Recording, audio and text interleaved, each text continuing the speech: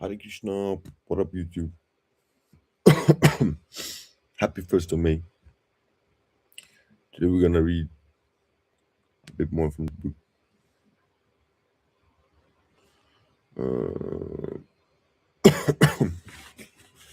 I'm a bit hangover. I just woke up, but let's go. Ayana Timiriani Hasha Yanayana Salakaya Shakur Unmilitam Yana Tasmai Grishri Guruva Nama Shri Katanya Manu Bistam Shri Patam Yena Bhutale Swayam Rupa Gata Mahayam Tati Swami Bhaktinam. I was born in the darkest ignorance. My spiritual master opened my eyes with the torch of knowledge. I offer my respectful obedience unto him. One with Sri Rupa Goswami Prabhupada, who has established within this material world the mission to fulfill the desires of Lord Caitanya. Give me shelter under his lotus feet. Bandaham Sri Guru Yuta Pada Kamalam Sri Gurun Vaishnavam Sari Svirpam Shagayatam Sagagana Ragutavatinum Tana Sivam Sadvaitam Savadhutam Parayavatana Sitam Krishna Katanya Devam Sri Radha Krishna Pata Sadgana Lalita Sri Bhaktishwaran Sa. I offer my respectful obedience unto the lotus feet of my spiritual master and unto the feet of all Vaishnavas. I offer my respectful obedience unto the lotus feet of Shri Rupa Goswami, along with his elder brother Satana Goswami, as well as Ragunta Dasas, Ragunta Bhatta, Gopala Bhatta, and Sri Yiva Goswami. I offer my respectful obedience unto Lord Krishna, Chaitanya, and Lord Nityananda, along with Advaita Acharya, Gadhara, Sri Sava, and other associates. I offer my respectful obedience to Srimati Radharani, Sri Krishna, along with their associate Sri Lalita Visakha. We left off on the 22nd chapter, first text for the first chapter and 22nd chapter. So, starting on 23 today.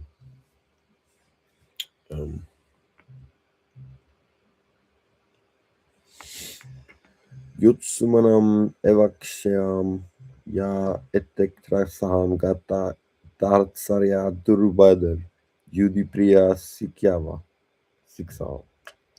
Let me see those who have come here to fight, wishing to please the evil-minded son of Dansatra. Okay. The purport. It was an open secret that Durujana wanted to usurp the kingdom of Pandavas by evil plans. In collaboration with his father Dansatra, therefore all persons who had joined the side of Durujana must have been birds of the same feather. Arjuna wanted to see them on the battlefield before the fight was begun, just to learn who they were. But he had no intention of proposing peace negotiations with them. It was also a fact that he wanted to see them make an estimate of the strength which he had to face, although he was quite confident of victory because Krishna was sitting by his side. Number 24. Okay, now it's kind of interesting kind. This boy I remember from reading this, getting introduced to this first time. I remember these parts. Sanaya Uvaka Evam Ukto Hriseko Guttasena Bharata Senyano Ubaya Madhya Sitsapavi Manam.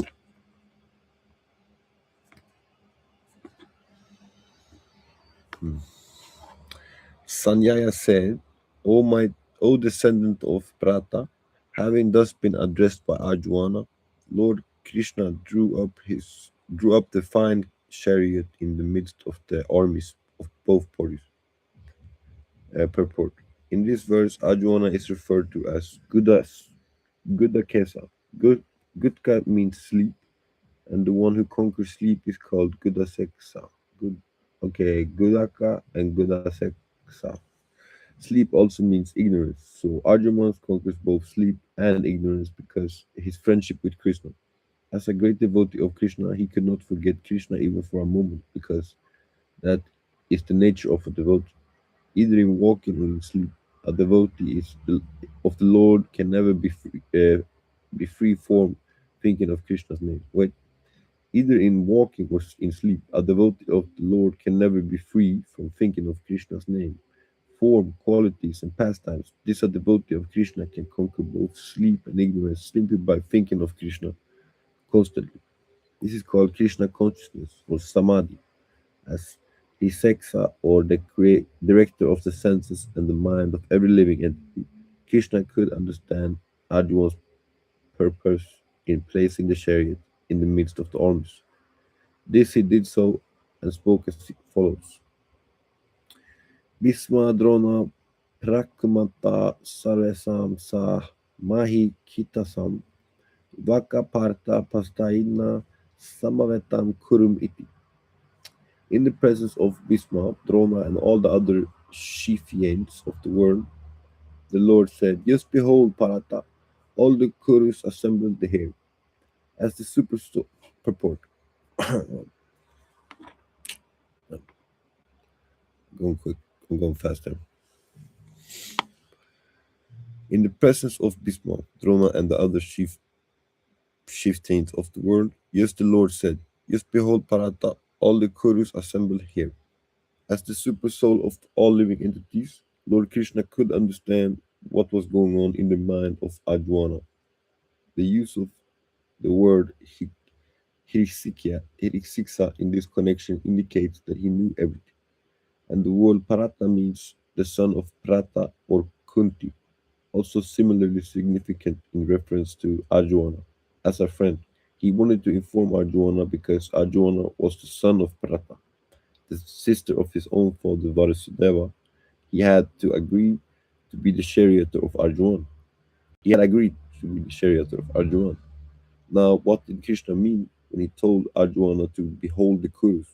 Did Arjuna want to stop there and not fight? Krishna never expected such things from the son of his aunt Prata. Prata. Sorry. By the way, buy some merch. Uh,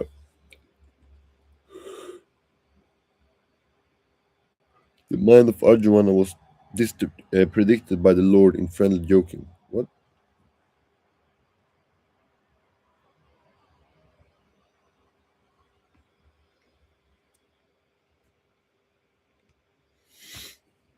He had agreed to be the charioteer of Arjuna.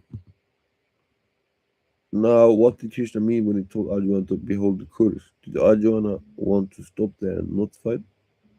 Krishna never expected such things from the son of his own Prata.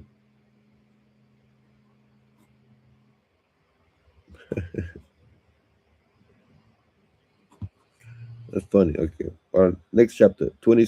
No, next text, number 26. Tatra pasat sitan pratan pritim ata. Sorry.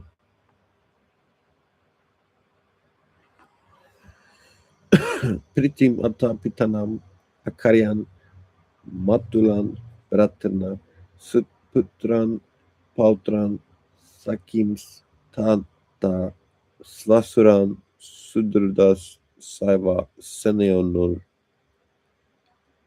ubhayor api.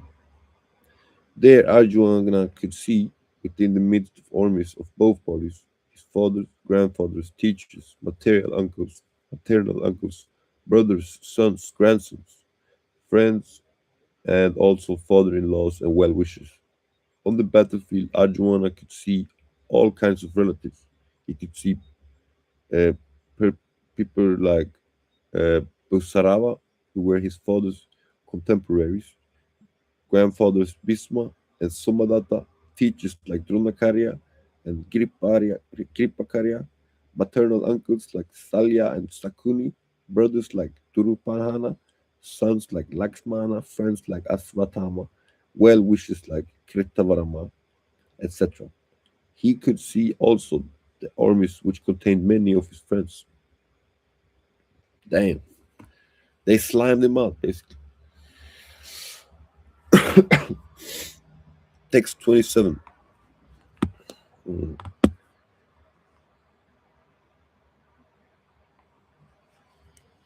Tan sakam samiksya sa kaunteya sarvan bandnun avatin kripaya parayatsito disidan idam abravit.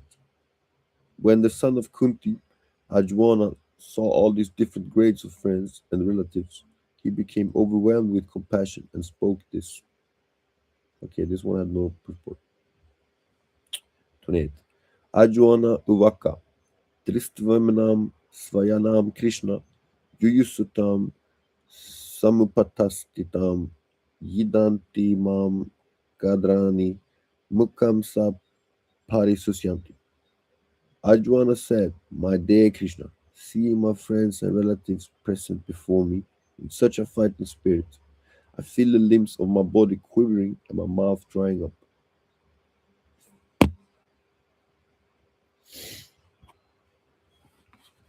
Ajwan said, "My dear Krishna, seeing my friends and relatives present before me in such a fighting spirit, I feel the limbs of my body quivering and my mouth drying up." Damn, some real shit. Any man who had genuine devotion to the Lord has all the good qualities which is found in godly persons or in the demigods. Whereas the non-devotee, however advanced he may be in material qualifications by education and culture, lacks in godly qualities. As such, Arjuna's just after seeing his kinsmen, friends, and relatives on the battlefield, was at once overwhelmed by compassion for them, who had uh, so decided to fight amongst themselves. As far as his soldiers were concerned, he was sympathetic from the beginning, but he felt compassion even for the soldiers of the opposite party, foreseeing their immense, imminent death. And while he was also thinking, the limbs of his body began to quiver, and his mouth became dry. He was more or less astonished to see their fighting spirit. Practically the whole community, all blood relatives of Arjuan, had come to fight with him. This overwhelmed a kind of devotee like Arjuana. Although it is not mentioned here, still one can easily imagine that not only were Arjuana's bodily limbs quivering and his mouth drying up, but he was also crying out of compassion. Such symptoms in Arjuan were not due to weakness, but his soft heartedness, a a characteristic. Fuck is that word, eh? Characteristic, characteristic, characteristic, a character, a characteristic. Fuck. How do you say that?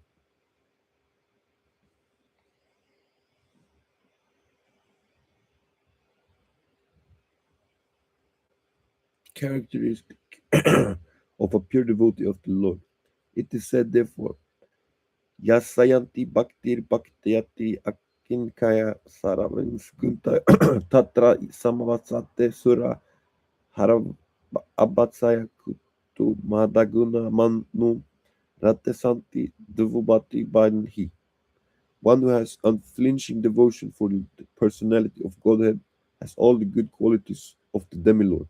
One who is not a devotee of the Lord has only material qualifications that are of little value. This is because he is hovering on the mental plane and is certain to be attracted by the glaring material energy.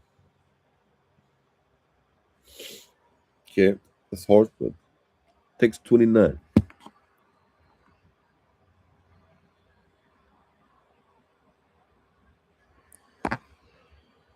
Vepatu sa sariremi roma harasai sa yayate kandivam srivam sate hasat tvaksai peravatam. Translation. My whole body is trembling, my hair is standing on my end, my bow Gandiva is slipping from my hand, and my skin is burning. Purport. There are two kinds of trembling of the body, two kinds of standing of the hair on end. Such a phenomenon occurs either in great spiritual ecstasy or out of great fear under material condition. There is no such fear in transcendental realization. Ajwana symptom in this situation are out of material fear, namely loss of life. This evident this is evident from other symptoms also. He became so impatient that his famous bow Gantiva was slipping from his hand, and because his heart was burning within him, he was feeling a burning sensation of the skin. All these are due to material conceptions of life. Interesting. Number 30.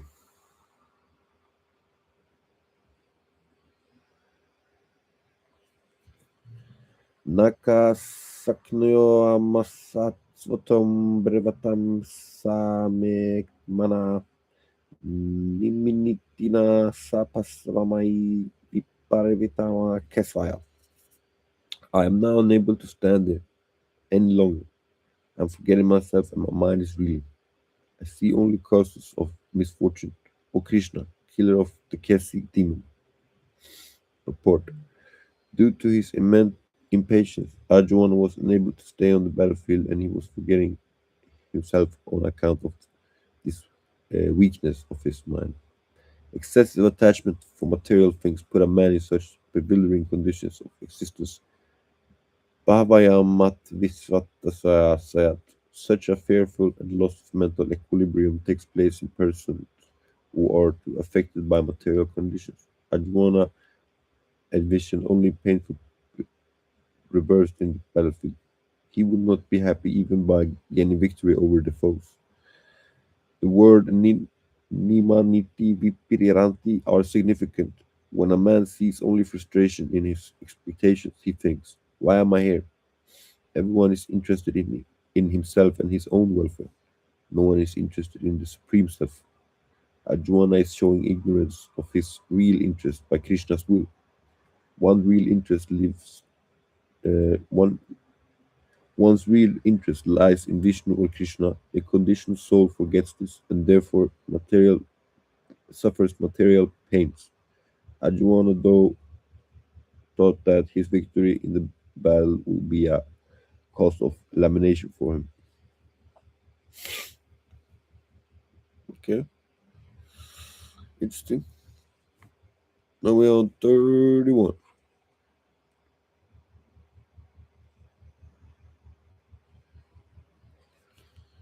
Nakasarvaya so nupusvami patavasvamyaha adavara nakanse gitayam krishna na sarayavatam yukanika. Translation. I do not see how any good can come from killing my own kinsman in this battle, nor can I, my dear Krishna, desire any subsequent victory, kingdom, or happiness, without knowing oh, that one's self-interest is in Krishna, is in Vishnu or Krishna. Conditioned souls are attracted by bodily relationships, hoping to be happy in such situations. In such a blind conception of life, they forget even the causes of material happiness.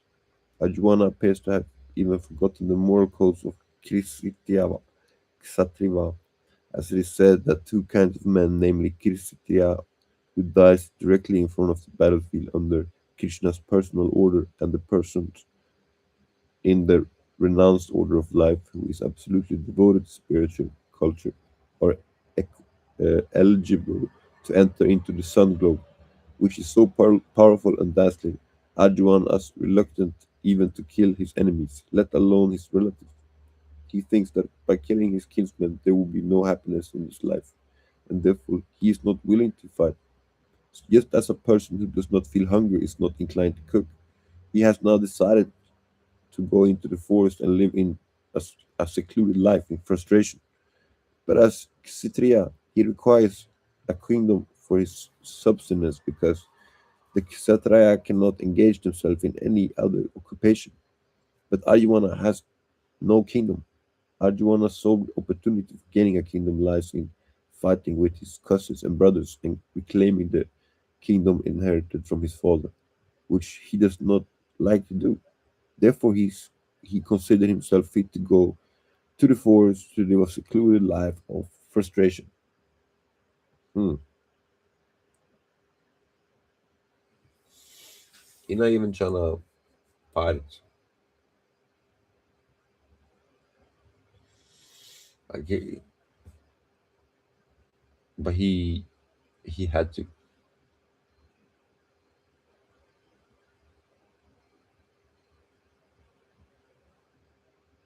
That's that's just he didn't want to, but he had to. Well, okay, this is a really long text. O Govinda, on what avail to us on what avail to us or our kingdom, happiness or even life itself, when all those whom we may desire and them are now arrayed on this battlefield? O Madhusudana, when teachers, fathers, sons, grandfathers, maternal uncles, fathers-in-laws, grandsons, brothers-in-laws, and other relatives are ready to give up their lives and properties and are standing before me, why should I wish to kill him, even though they might otherwise kill me? O maintainer of all living entities, I am not prepared to fight with them, even in exchange for 3 words, let alone this earth. What pleasures would we derive from killing the sons of Tarasatra? Dang. Arjuna has addressed Lord Krishna as Govinda because is the object of all pleasures for cows and senses. By using this significant word, Arjuna indicates that Krishna should understand what will satisfy Arjuna's senses. But Govinda is not meant for satisfying our senses. If we try to satisfy the senses of Govinda, however, then automatically our own senses are satisfied. Materially, everyone wants to satisfy his senses, and he wants God to be the order supply for such satisfaction. The Lord will satisfy the sense of the living entities such as much as they deserve, but not to the extent that they may covet. But when one takes the opposite way, namely when one tries to satisfy the sense of Govinda without the desiring to satisfy one's own senses, then by the grace of Govinda all desires of the living entities are satisfied. Arjuna's deep affection for community and family members is exhibited here partly due to his natural compassion for them.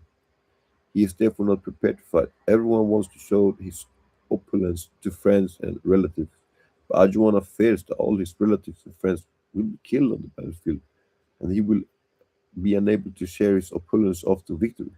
This is a typical calculation of material life. Transcendental life, however, is different.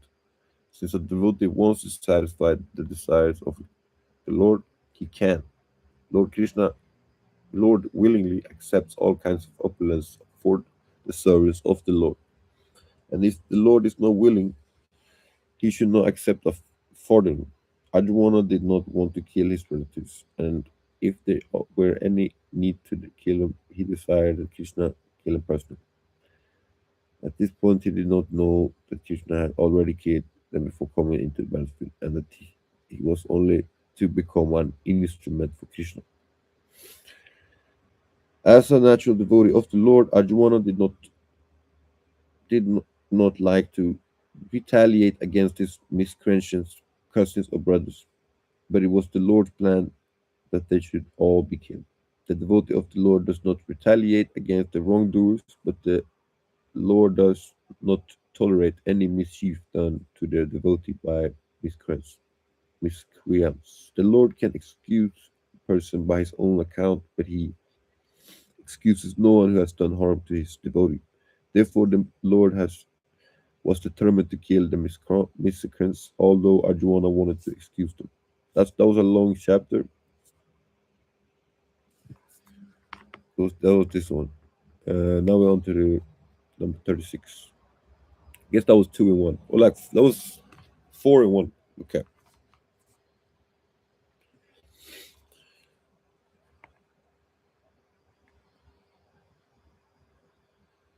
Okay. Sin will overcome us if we slay such aggressors. Therefore, it is not proper for us to kill the sons of Dahansatra and our friends. What should we gain? O Krishna, husband of the goddess of fortune, how could we be happy by killing our own kinsmen? According to Vedic instructions, there are 6 kinds of aggressors: a poison giver, one who sets fire to the house, one who attacks with deadly weapons, and one who plunders riches, one who occupies another's lands, and one who kidnaps a wife. Such aggressors are at once to be killed, and no sin is inquired by killing such aggressors. Hmm. Okay, okay. And therefore, he wanted. No, wait. Such killing of aggressors is quite benefiting any ordinary man, but Arjuna was not an ordinary man. He was saintly by character, and therefore he wanted to deal with them in saintliness.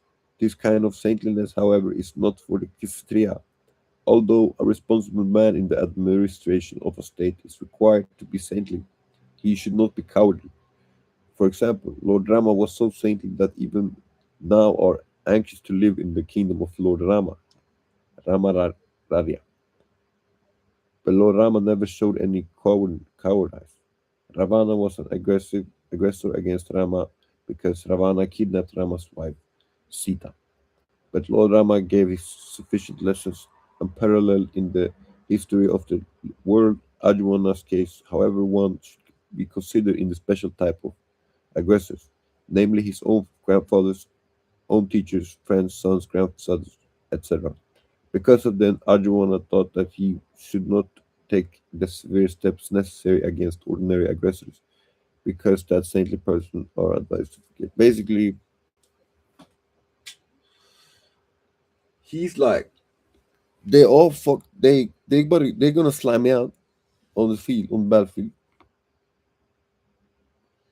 but he like, I ain't even trying to do all that. But Krishna's saying like, no, you are a devotee of me, and this is that's fascinating. Eh? He wanted to point out to Krishna that the husband of the goddess of fortune, as the husband of goddess of fortune, he should not indicate Arjuna to take up matter which should ultimately bring about misfortune.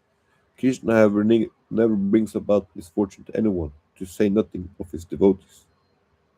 Okay.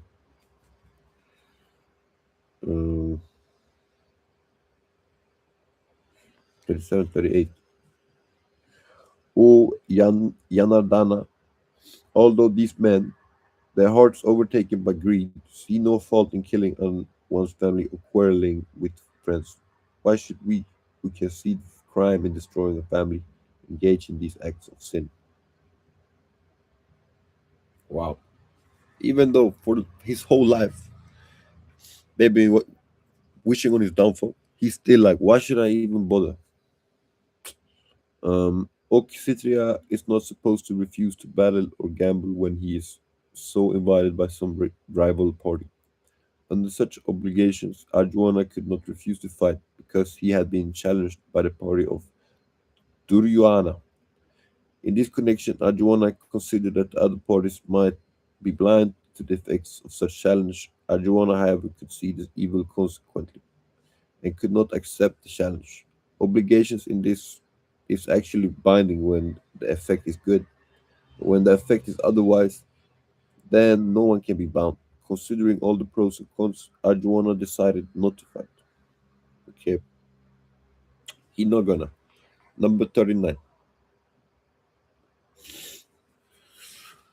With the destruction of the dynasty, the eternal family tradition is vanquished, and this the rest of the family becomes involved in irreligion. With the destruction of the dynasty, the eternal family tradition is vanquished, and this the rest of the family becomes involved in irreligion. In the system of purport, in the system of Varana, Varanasvarama institution, there are many principles of religious tradition to help members of the family grow properly and attain spiritual values. The elder members are responsible for such a purifying process in the family beginning from birth to death. But on the death of the elder members, such family traditions of purification may stop, and the remaining younger family members may develop irreligious habits and therefore lose their chance for spiritual salvation. Therefore, for no purpose should the elder members of the family be slain. Wow, okay, I see what he meant. Because everybody on that bitch, like everybody on that field, like his old school teacher, his postman, grandma, everybody. Um, Number 40. Maybe this is the last one I'll do for today. Um, when a religious is prominent in the family, or Krishna, the women of the family become polluted, and from the degradation of womanhood or descendant of Risini comes unwanted progeny. progeny. Good populations in human history is the basic principle for peace and prosperity and spiritual progress in life. The Varnavasrama religion's principles were so designed that the good population would prevail in society for the general spiritual progress of state and community. Such populations depends on the chastity and faithfulness of its womanhood. As children are very prone to be misled, women are similarly very prone to degradation. Therefore, both children and women requires protection by the elder member of the family. By being engaged in various religious practices, women will not be misled into adultery. According to Kanakya Panita, women are generally not okay. I'm not. That's too old for YouTube. I'm not gonna read that. I don't agree with that shit. Mm, 41. Okay. An increase of unwanted population certainly causes hellish life both for the family and those who destroy the family tradition. The ancestry of corrupt families fall down because the performance of for offering them food and water are entirely stopped. Purport. According to the rules and regulations of the fruitive activities, there is a need to offer periodical food and water to the forefathers of the family. This offering is performed by worship of Vishnu, because eating the remnant of food offered to Krishna can deliver one from all kinds of sinful reactions. Sometimes the forefathers may be suffering from various types of sinful reactions, and sometimes some of them cannot even acquire a gross material body and are forced to remain in subtle bodies as ghosts. This when remnant of prasadam food are offered to forefathers by descendants, the forefathers are re- re- released from ghosts and other kinds of miserable life. Such help rendered to forefathers is a family tradition, and those who are not in devotional life are required to perform such rituals. One who is engaged in the devotional life is not required to perform such actions. Simply by performing devotional service, one can deliver hundreds and hundreds of forefathers from all kinds of miseries. It is stated in the Bhagavatam. Devasari Bhutale Pratanam Biritanam Na Kinaru Nayanan Rini Sarayana Sarvatalmana Ya Saranam Sarvatayanam Gatu Mukadat Pravatayam Karatam. Anyone who has taken shelter of the lotus feet of Mukadana, the giver of liberation, giver up of giving up all kinds of obligations, who has taken the path of in all seriousness, owes neither duties nor obligations to the demigods, sages, general living entities, family members, humankind, or forefathers. Such obligations are automatically fulfilled by performance of the devotional service to the Supreme Personality of Godhead. Wow. Okay, I'm gonna end it there. Wow, it's dark. Can I turn up